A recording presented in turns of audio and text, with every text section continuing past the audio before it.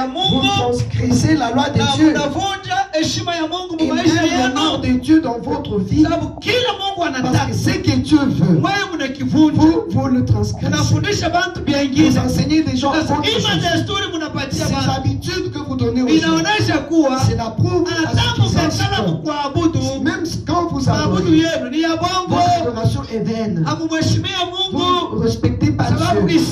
Parce que Isaïe avait bien dit, Dieu avait dit ceci à Isaïe, va dire à ce peuple qui s'approche de moi, des lèvres sont tandis que leurs cœurs sont éloignés de moi.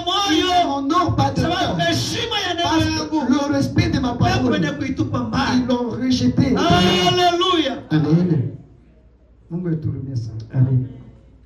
Mungu eturumie sana. Gloire à Dieu.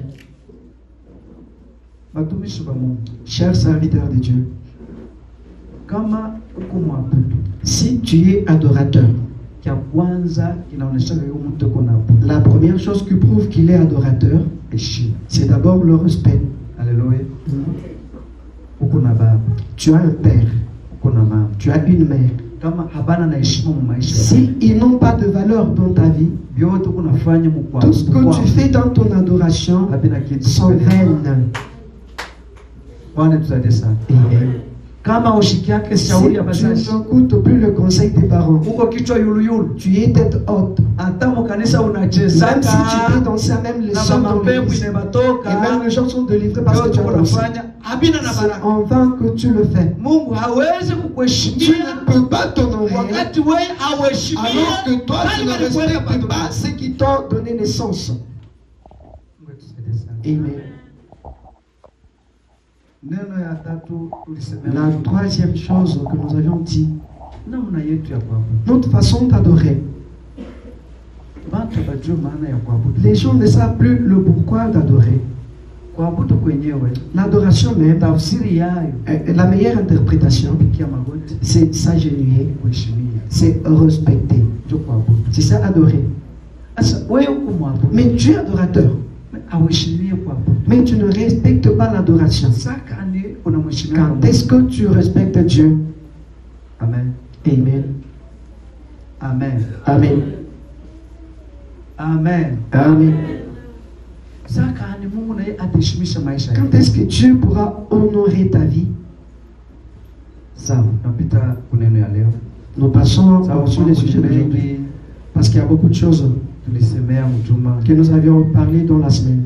Leo namna ya pili ya kuheshimia Mungu. Une autre manière aujourd'hui d'honorer Dieu Sema namna ya hii na aina ya et la quatrième façon, twende Malaki lisons Malachie, sura yake ya kwanza le premier chapitre, mstari wa sita le verset 6 tuishie pa mstari wa 8. jusqu'au 8e verset. Un fils honore son père et un serviteur son maître. Si je suis père, où est l'honneur qui m'est dû? Si je suis maître, où est la crainte qu'on a de moi? Dit l'Éternel des armées à vous, sacrificateurs, qui méprisez mon nom et qui dites, en quoi avons-nous méprisé ton nom? Vous offrez sur mon autel des aliments impurs. Et vous dites, en quoi avons-nous profané? C'est en disant, la table de l'Éternel est méprisable. Quand vous offrez en sacrifice une bête aveugle, n'est-ce pas mal? Quand vous en offrez une boiteuse ou infirme, n'est-ce pas mal? Offre-la donc à ton gouverneur. Te recevra-t-il bien? Te fera-t-il bon accueil? Dit l'Éternel des armées. Amen. Soma. Bwana anasema baba yake tunarudia. Mwana anaheshimu baba yake.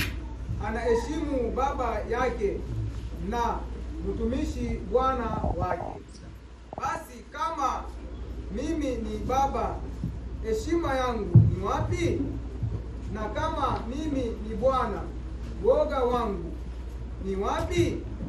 Bwana wa majeshi awaambia, ninyi makuhani, mnaodharau jina langu, nanyi mnasema, tumedharau jina lako kwa njia gani? 7. Mnatoa mkate mchafu juu ya madhabahu yangu, na mnasema, tumekuchafua kwa njia gani? Kwa sababu mnasema, meza ya Bwana ni kitu cha kudharauliwa. 8. Na wakati mnapotoa vipofu, kwa sababu si vibaya, na wakati mnapotoa viwete na wagonjwa, si vibaya? Muwatoe basi kwa liwali wako, atapendezwa nawe, au atakubali uso wako? Bwana wa majeshi anasema. Pekee mbele mikono, tumshangilie Mungu kwa sababu tunasema. Bwana awabariki wote. Amen. Kama tulisemea manjia mengi, si nous avions touché beaucoup de voix comment honorer Dieu, tunapasha kuheshimu Mungu. Nous devons kwanza kufuatana na kile tunamjua Mungu ni Mungu, respecter Dieu, connaissant qu'il est Dieu. Na kama nikaitwa mtoto wa Mungu, et si je suis appelé fils de Dieu, kuishi kwangu kote, dans toute ma vie, mumisemo yangu, dans mes propos, tabia yangu, dans mon comportement, mumisemo mwenendo wangu, dans ma marche, siwezi kuitika bantu je wengine ne peux kusahau accepter Mungu ule mimi que les autres méprisent mon Dieu en que je crie. Ndo heshima kwanza ile tulisemea Voilà masiku mingi. le tout premier respect que nous avions parlé. Heshima ya pili, le second, Mkristo wote, tout chrétien anapasha kuheshimu kuabudu kwake. Il doit respecter son adoration. Sababu ni Mungu, parce que c'est Dieu anayestahili qui kuabudiwa, mérite d'être adoré, anayestahili heshima, qui mérite l'honneur. Ni ya pili. Ça c'est la deuxième chose. Ya tatu, troisièmement, ni kumupa mtu mwenzetu heshima, donner le respect à notre prochain, sababu ya heshima ya Mungu wetu, à cause du respect de notre Dieu. Bwana abarikiwe sana. Amen. Neno ile, cette chose ndio inaangusha bantu mengi siku hizi. C'est ce hizi qui a fait chuter la plupart de nos jours. Utaona mtu ni Mkristo, tu peux voir quelqu'un étant chrétien, asheshimia yake jamaa, il ne respecte pas sa famille, asheshimia bandugu yake, ses frères, asheshimia bazazi yake, même ses parents. Mais quant à lui, lui ne connaît que l'église. Je peux savoir que sans la famille, l'église n'existe pas. Si l'église n'existe, c'est parce qu'il y avait un papa qui a épousé une maman, ils ont eu des enfants. Quand il y a cette famille, l'église les a suivis. Alors que tu vas refuser de respecter ta famille pour que tu respectes l'église. C'est la famille ou l'église qui commence avec un homme. Tu rejettes la famille, tu embrasses l'église. Amen. Vous voyez comment le monde t'a perturbé. Ce sont les systèmes diaboliques qui sont pensant que c'est bon, parce qu'ils sont sorciers, parce qu'ils sont mauvais, ils sont méchants, je dois les abandonner. Devant Dieu, tu as pris un problème. Alléluia. Tu as un mari, tu as une femme. Respectez-vous mutuellement pour que le nom de Dieu soit honoré.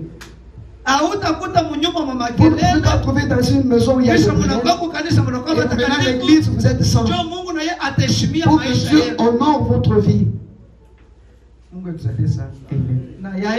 Quatrièmement, celle que nous allons parler aujourd'hui, c'est la manière d'offrir. Parce que de nos jours, les gens pensent qu'à l'église nous partons ce pour c'est quoi la signification de Amen. Je vais parler un tout petit peu, mais la grande partie, nous allons la renchérir dans la semaine. Si Dieu peut te faire grâce, travail, Samuel visimamisha kazi. mais arrête un peu le temps Kuya mbele ujue pour maana que ya tu vile viennes unafanya écouter la kazi. signification de ce que tu Unajua fais nini unatoa. et pourquoi tu Kama offres. unastahili kutoa. Si tu mérites vraiment Kama d'offrir haustahili ou si kutoa. tu ne mérites pas. Na ni nini nyuma ya kutoa Et c'est quoi vinaweza l'avantage kuya pa maisha qui yako. peut arriver après avoir offert? Bwana atusaidie sana. Mungu wakati alikuwa anatengeneza maisha ya Israeli, Quand Dieu préparait la vie d'Israël, alikuwa kuona kitu kingine kilibakia kilikosa il heshima. avait une chose qui était un peu dédaignée. Ni sheria ya kutoa. C'est la loi sur les offrandes. Sababu ukaangalia kwa ufupi, Parce que de manière brève, akili, l'intelligence, mawazo la pensée ya msingi iliwekewa pa sadaka et même le fondement sur les offrandes tangu mwagano ya zamani kwa Israeli depuis l'ancienne alliance, ni mutu c'est que l'homme, wakati anaishi, quand il vit, wakati anatumika, quand il travaille, anamutengenezea Mungu wake heshima. il prépare le respect envers Manake son Dieu. kutoa Offrir zawabu yoyote, n'importe quelle sadaka offrande, yoyote n'importe quelle offrande, ni heshima c'est le mutu respect anamwekeaka que Mungu l'homme wake. accorde à son Dieu. Haleluya! Amen. Na kama Et anaitoa si il le fait, inakalaka na neno ya kwanza yo yenyewe cela a une inaoneshaka signification. shukrani Cela prouve une ya mutu gratitude kwa Mungu de wake, l'homme envers son na Dieu. muhili ile Et anatoa dans ce qu'il a fait, unakalaka wazo ya il pili y a une autre ni pensée. mutu C'est anatafuta Dieu qui cherche Mungu aongeze et Dieu mabaraka ajoute kwa la maisha yake. bénédiction sur sa vie.